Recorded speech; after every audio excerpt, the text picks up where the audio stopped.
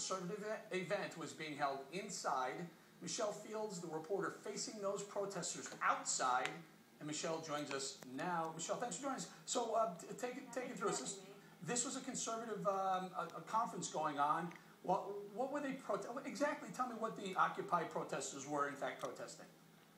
Well, their chants were against corporate greed, but the only coherent message they had was make sure David Koch and his friends don't get out of the convention center. So what they did is they completely blocked the entire building, and they blocked all the intersections so cars couldn't get through. And they just wanted them to stay inside. They knocked on the windows. They had kids lined up, little children lined up in front of the door so that if they could try to get out, they would hit the children.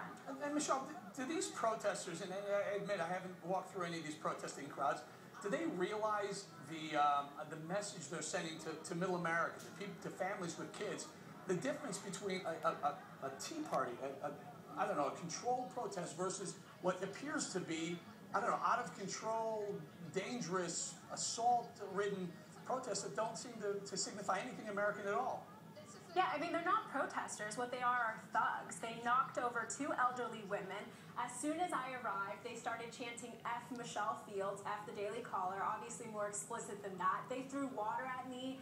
They blocked our camera with a cardboard piece of paper so that we couldn't tape anything. They jumped inside my interview so I couldn't do any interviews. I mean, they're violent. They're out of control. Michelle, hang in there. We have a soundbite of that exact going on. Take a listen to this for our audience. What did you make up today? What's your headline for this article going to read? Don't talk to the airport. I made it from Occupy Wall Street. I made it from Occupy Wall Street, but these are my brothers and sisters here. They tell me not to talk to them. I'm not going to talk to them. Yeah. Michelle, were you in fear for harm or your life at any point?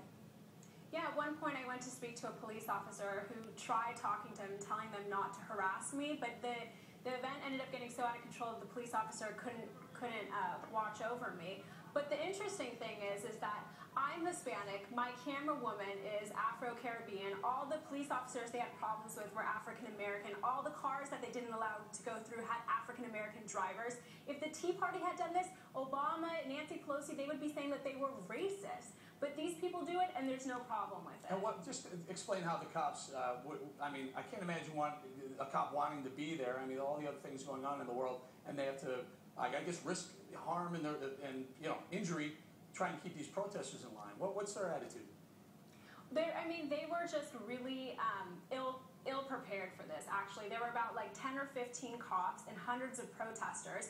So I think that they were actually in fear for themselves because they didn't have that many people. And apparently Americans for Prosperity tried calling 911 4 times to ask for more backup, and 911 operators just hung up on them. All right, and if I'm not mistaken, the Koch brothers were inside that conference, is that right? David Koch was inside. And what's interesting is David Koch walked out and threw the protesters, and the protesters didn't even recognize him. Right. These people don't even know who they're protesting.